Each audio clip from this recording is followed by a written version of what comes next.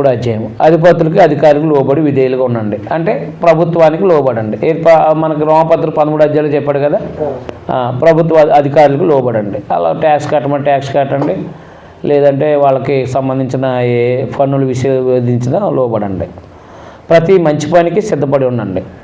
మనుషులందరిలో సంపూర్ణమైన సాత్వికం, అంటే ఎదురాడిన మనస్తత్వాన్ని కనపరుస్తూ ఎవరిని దూషించకండి. జగడమాను వారు శాంతులనే ఉండవాలని వారికి జ్ఞాపకం చేయము. ఎవరిని దూషించుకోకుండా సాత్వికంతో బతకమని చెప్పు. గొడవలకు వెళ్ళొద్దని చెప్పు.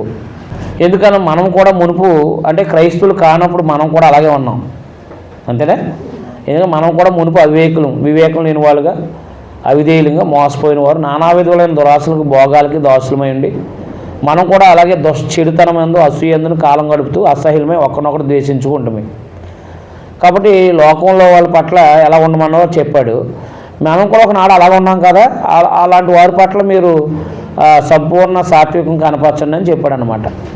జగడాలకు వెళ్ళకండి, ఎందుకంటే లోకంలో ఒకప్పుడు మనం కూడా అలాగే ఉన్నాం కదా అని చెప్పాడు అనమాట. మన రక్షకుడైన దేవుని యొక్క దయ, మానవులైన ఆయనకు ఉన్న ప్రేమ ప్రత్యక్షమైనప్పుడు మనం నీతిని అనుసరించి చేసిన క్రియల మూలం కాక తన కనికరం చెప్పునే పునర్జన్మ స్నానం అంటే బాప్తిసం ద్వారా దేవుడు మనల్ని నూతనపరిచాడు. దేవుని ప్రేమ జాలి వల్లే మనం రక్షించబడ్డాం. దేవుని ప్రేమ జాలి వల్లే మనం ఏమయ్యాం? రక్షించబడ్డాం. అది ప్రేమ, జాలి, కనికరం. మనం ఏదో మంచి పనులు చేసామని మనం రక్షించలేదు. కేవలం బాప్తిసం, పునర్జన్మ సంబంధమైన స్నానం అంటే బాప్తిసం ద్వారా పరిశుద్ధాత్మను నూతన స్వభావం కలగజేయడం ద్వారా మనం రక్షించాడు. మనం ఆయన కృప వలన నీతిమంతులుగా తీర్చబడ్డాం. చూడండి, మన వలన కృప వలన నీతిమంతులుగా తీర్చబడ్డాం. నిత్య జీవాన్ని కూర్చొని నిరీక్షణ బట్టి దానికి వారసం వాటికి ఆ పరిశుద్ధాత్మను మన రక్షకుడైన యేసుక్రీస్తు ద్వారా ఆయన మన మీద సమృద్ధిగా కుమ్మరించాడు. ఈ మాట నమ్మదగింది కనుక దేవుని యందు విశ్వసించిన వారు సత్క్రియలు చేయగా చేయటం మనసుని ఈ సంగతులు దూడగా చెప్పుచున్నారని కోరుతున్నాను. 8వ వచనం అండర్లైన్ చేసుకోవాలి.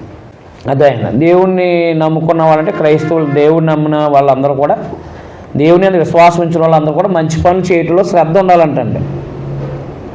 దేవుని యందు విశ్వాసం ఉంచిన వాళ్ళందరూ కూడా ఏముండాలంటే మంచి పనులు యందు శ్రద్ధ ఉండాలి. అది మనకి ఎఫెసీయుల 2:10 కూడా చెప్పాడు.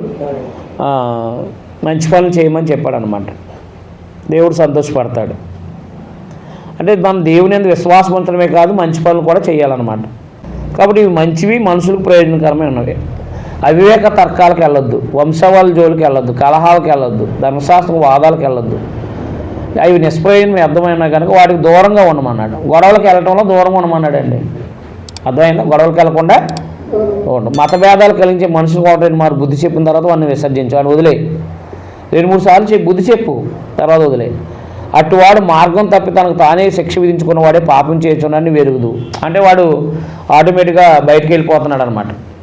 భేదాలు పెట్టేవాడితో 2-3 సార్లు చెప్పి, మత భేదాలు పెట్టించేవాడితో 2-3 సార్లు చెప్పి వాడిని వదిలే. వాడంతటా వాడే పాడైపోతాడు, పాపం చేస్తున్నాడని వెరుగుదు. నిక్కుపోల్లో శీతాకాలం గడపాలని నేను నిర్ణయించుకున్నాను కనుక నేను అత్తిమేనైనను తుకికినైనను నీ ఎద్దకు పంపినప్పుడు అక్కడికి నా ఎద్దకు వచ్చుటకు ప్రయత్నం చేయి. ధర్మశాస్త్ర వేది అయిన జవాను అపోలో శీఘ్రంగా సాగనంపు. వారికి ఏమీ తక్కువ లేకుండా చూడు. వీళ్ళెవరో వచ్చినట్టున్నారు ఇక్కడ, వాళ్ళని జాగ్రత్తగా చూడు, వాళ్ళని ఏమీ తక్కువ అవ్వకుండా చూసుకో అన్నాడు.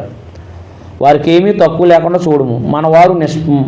మనవారును నిష్ఫలు కాకుండా నిమిత్తం అవసరాన్ని బట్టి సమయోచితంగా సత్క్రియలను శ్రద్ధగా చేయటం నేర్చుకునే వాళ్ళను. నా యొద్ద ఉన్న వారందరూ నీకు వందనాలు చెప్తున్నారు. విశ్వాసాన్ని బట్టి మిమ్మల్ని ప్రేమించే వారికి మా వందనాలు చెప్పము. కృప మీ అందరికీ తోడేయమని. కాబట్టి 3వ అధ్యాయంలో ఏం చెప్పాడంటే మునుపుడు జీవితంలో మునుపుడు యొక్క ప్రవర్తన వల్ల మునుపుడి ప్రవర్తన మనం అంటే ఇది ఏమన్నాడంటే అధికారులు లోబడమన్నాడు మొదటి విషయము. తర్వాత లోకం పట్ల సాత్వికాన్ని కనపరచమన్నాడు. ఎందుకంటే మనం కూడా మునుపు అలాగే ఉన్నాం కాబట్టి వాళ్ళ పట్ల నువ్వేం చేయి, సాత్వికం కనపరచమన్నాడు. దేవుని కృప, ప్రేమ, దేవుని యొక్క జాలి, ప్రేమను బట్టి రక్షించబడిన మనము మంచి పనులు చేయమని ప్రోత్సహించుట. దేవుని యొక్క కృపను బట్టి, ప్రేమను బట్టి, లేకపోతే దేవుని యొక్క జాలి, ప్రేమను బట్టి రక్షించబడిన మనము మంచి పనులు అంటే సత్క్రియలు చేయాలని ప్రోత్సహించుట. అంటే ఆనాడైనా ఈనాడైనా మర్చిపోకూడదండి. ఈ స్థానిక సంఘాలకు నేర్పాల్సిన అవసరం ఉంది. దేవుని నమ్ముకున్నావు మంచిదే, మంచి పనులు చేయాలి, మంచి పనులు చేయకపోతే నీ విశ్వాసం వ్యర్థమైపోద్దని చెప్పాలి. వివాదాలకు దూరంగా ఉండమన్నాడు. వివాదాలకు ఏం చేయమన్నాడు? దూరంగా ఉన్నాడు. డెబిట్ అంటారు.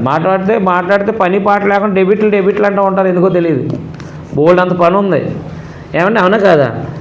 ఒకవేళ పని లేని కాడ ఉంటే చాలా చోట్ల ప్రాంతాల్లో సేవ లేదు, అక్కడికి వెళ్ళి సేవ చేయమనండి, యేసుప్రభు గురించి చెప్పమని సరిపోద్ది. ఏమన్నా కదా? డెబిట్ ఆడుకోవడం వల్ల బలహీనలు అవ్వడం తప్ప ఏమీ లేదు. అందుకని ఖాళీగా ఉన్నాం అనుకో, డెబిట్కి వెళ్ళకో. డెబిట్ ఆడేవాడికి బుద్ధి లేదు. డెబిట్ చూడడానికి వెళ్ళేవాడికి నీకు బుద్ధి ఏముంది? అదే డెబిట్లకి వెళ్ళొద్దు.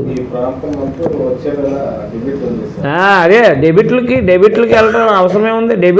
డెబిట్ చేసేవాడికి పని లేదు, డెబిట్కి వెళ్ళేవాడికి పని లేదు. సేవను పాడు చేయడం తప్ప ఏం లేదు.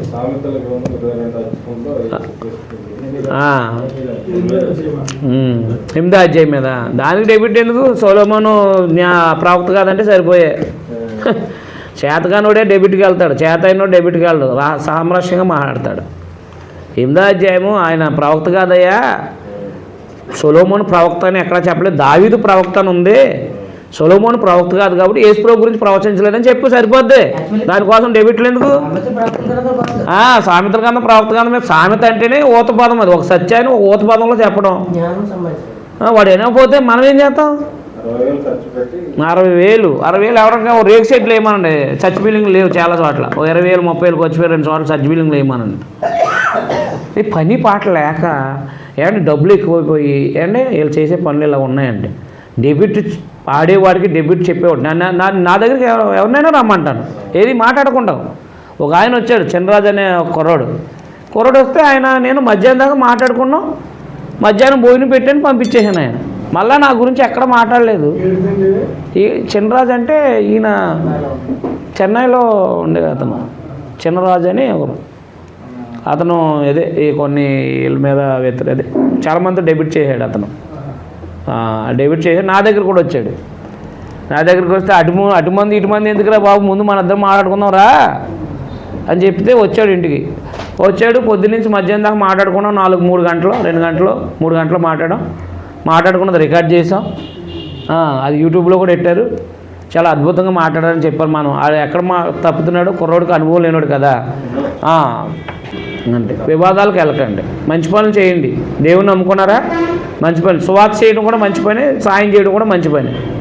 అవి చేయండి. డెబిట్లకి వెళ్ళి సమయాన్ని పాడు చేసుకోకండి, బుర్రలు పాడు చేసుకోకండి. ఎవరికి గ్రీక్ రాదు.